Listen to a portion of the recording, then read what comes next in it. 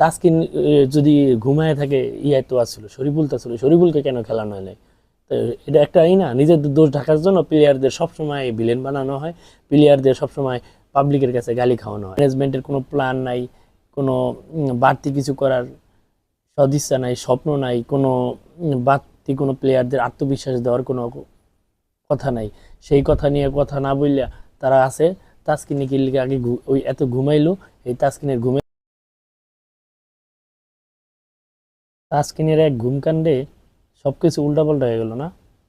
বিষয়টা হয়েছে, তাসকিন নাকি ভারত ম্যাচের আগে এত বেশি ঘুমাইছে, যার কারণে সে টিম বাস মিস করছে এবং মাঠে যাইতে দেরি হয়েছে, যার কারণে তাকে রাখা হয়নি।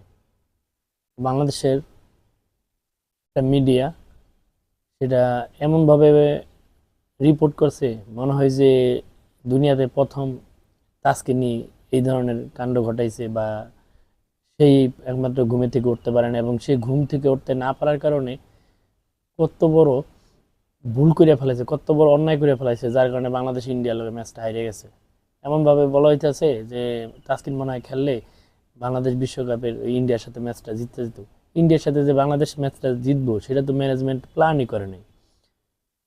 এখানে প্ল্যান করে নাই, বিষয়টা হয়েছে তাসকিন যদি না আসে, বা এখানে দলে তো শরীফুল ছিল, তো শরীফুলকে বিশ্বকাপে নেওয়া হয়েছে কি জন্য? শরীফুল বাহাতি পেসার, গতি আছে, সুইং আছে। বিশ্বের সব দলই জানে ভারত বাহাতি পেসারদের বিপক্ষে একটু স্ট্রাগল করে ভারতীয় ব্যাটসম্যানরা। সেই জায়গায় প্ল্যান তো সাজানোর কথা ছিল শরীফুলকে নিয়ে, তো তাসকিন আসে নাই, শরীফুলকে নিবে।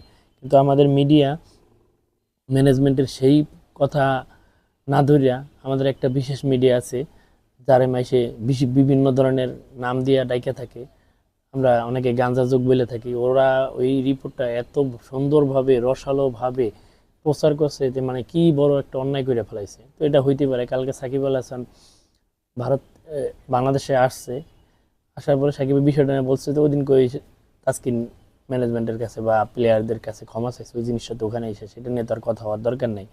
তো আমাদের মিডিয়া বিশ্বকাপ দলে ব্যর্থতা, এই ম্যানেজমেন্টের কোনো প্ল্যান নাই, কোনো বাড়তি কিছু করার সদিচ্ছা নাই, স্বপ্ন নাই, কোনো বাড়তি কোনো প্লেয়ারদের আত্মবিশ্বাস দেওয়ার কোনো কথা নাই।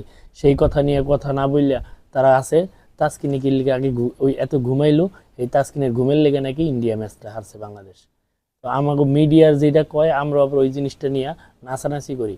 এখানে ম্যানেজমেন্ট এর যত ভুল, প্ল্যান, দোষ, অন্যায় সব কিছু ঢাইকা সব সময় তাদেরকে বাঁচানোর জন্য আমাকে মিডিয়া কাজ করে।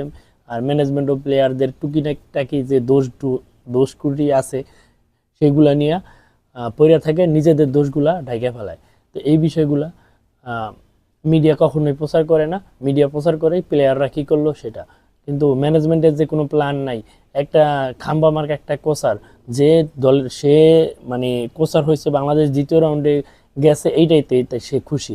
কিন্তু আজকে আপনার তো ধাপে ধাপে স্বপ্ন করবেন, ঠিক না? আপনার স্বপ্ন পূরণ করার যদি আপনি একটা আশা করেন, আপনি এই জিনিসটা করছেন, তো আপনি পরবর্তী যখন এই আশাটা পূরণ হয়ে যাবে তখন আপনি নেক্সট আরেকটু উপরের লেভেল আশা করবেন, ঠিক না? উপরের লেভেলে যাওয়ার আশা করবেন।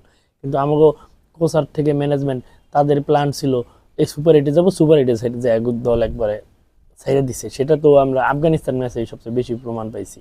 তো সেই জিনিসটা নিয়ে কথা বলেন যে আফগানিস্তান ম্যাচে কিল লেগে বাংলাদেশ প্ল্যানটা এইভাবে সাজাইলো, যে আমার ওদের ওদের কিল লেগে প্ল্যান সাজাইলো না যে আমাকে যদি 50 রান করে সবাই অল আউট হয়ে যায়, কারণ এই ম্যাচটা আমরা জিতলে আমার কোনো লাভ ক্ষতি নেই। হলে আফগানিস্তান চলে যাবো, জিতলে যদি নর্মাল জিতি তাহলে অস্ট্রেলিয়া চলে যাবো, এখানে ওদের কিন্তু আমরা যদি আমাদের একটা সুযোগ যে আমরা যদি এই কয় ওভারের ভিতরে 12 ওভারের ভিতরে যদি বাংলাদেশ 120 15-16 রান না করতে পারে, তাহলে এতদিন ক্রিকেট খেলে কি করলো?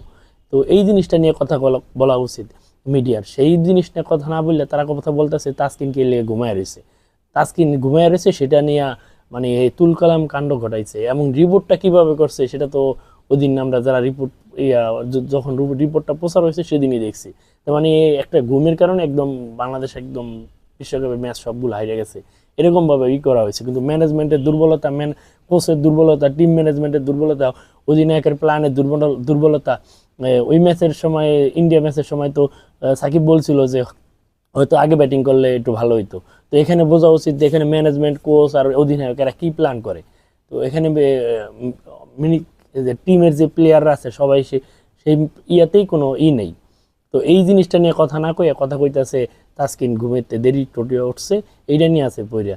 আগে টিমের দুর্বলতা নিয়ে কথা বলেন। তাসকিন যদি ঘুমায় থাকে, ইয়া তো আসছিল শরীফুল, তো আসলে শরীফুলকে কেন খেলানো হয় নাই? তো এটা একটা না, নিজেদের দোষ ঢাকার জন্য প্লেয়ারদের সবসময় ভিলেন বানানো হয়, প্লেয়ারদের সবসময় পাবলিকের কাছে গালি খাওয়ানো হয়। এটা হলো আমাদের ক্রিকেটে চলতেছে।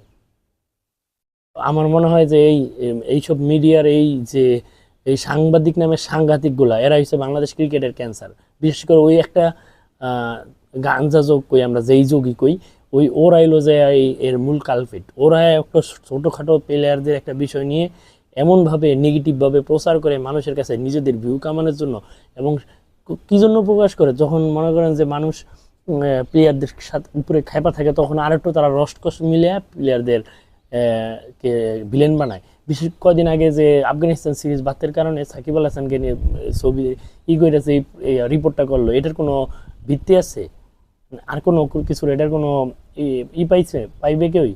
কিন্তু ওরা এই রিপোর্টটা এমনভাবে সাজানোভাবে মিথ্যাভাবে প্রচার করছে, কিন্তু ওরা একবারও বলে নাই যে আমার এই 5-6 জন প্লেয়ার গেছে, আমরা এদের বাদ দিয়ে কি এদের লিগে খেলতে গেছে যাইতো, কিন্তু আমরা যারা পাইপলাইনে প্লেয়ার আছে তাদের নিয়ে কি এই জন্য আফগানিস্তান সিরিজটা করলাম না, এই কথাটা কিন্তু তারা বলে নাই। তারা বলছে এক প্লেয়ারের লেগে নাকি সিরিজটা বাদ করা হয়েছে। তো ওরা এই ধরনের রিপোর্ট ওরা করে। তো আমাকে এই মিডিয়াগুলার রিপোর্ট শুনে আমরাও নাচি, আমরা বাঙালি, আমরা তো হুজুগে বাঙালি। আমগো কিলে সিলে কান নিয়ে গেছে, শূন্য একজনে কইছে, সেটা শুনে আমরা সিলের পিছ পিছ দৌড়াইতেছি, কানে হাত দিই না। তো আমাকে এই যে বাঙালির যে সরলতা বা বাঙালির যে হুজুগে যে একটা স্বভাব, এই জিনিসগুলো আমাদের এই মিডিয়াগুলো কাজে নেয় এবং তাদের ভিউ ব্যবসা করে নেয়।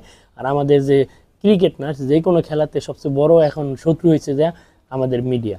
আর আমাদের মিডিয়ার কারণে আমরা অন্যান্য দেশের কাছে ট্রল হই, হই। একটা বিষয় বুঝবেন যে ভারত, শ্রীলঙ্কার মতো দল, ঠিক আছে, ওরা সবসময় আমাদের নিয়ে ট্রল করে। কি জন্য ট্রল করে? এখন একটা জিনিস, ক্রিকেট কালচার কিন্তু শ্রীলঙ্কা ভারতের কাছে আমরা কিছু না।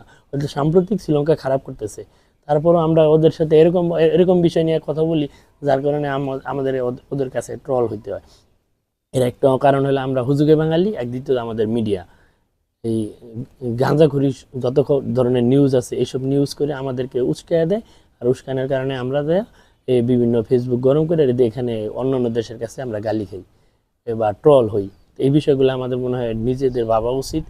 আর যারা যেসব বিষয় নিয়ে কথা না বলা উচিত সেই বিষয় নিয়ে কথা না বলি, এবং যেটা বলা উচিত, যেই ভুলকুটির জন্য আমাদের বিশ্বকাপে এমন সুবর্ণ সুযোগ ছিল ভালো করার, সেই জায়গায় সেটা আমরা কেন করতে পারিনি, সেই বিষয় নিয়ে কথা বলা উচিত।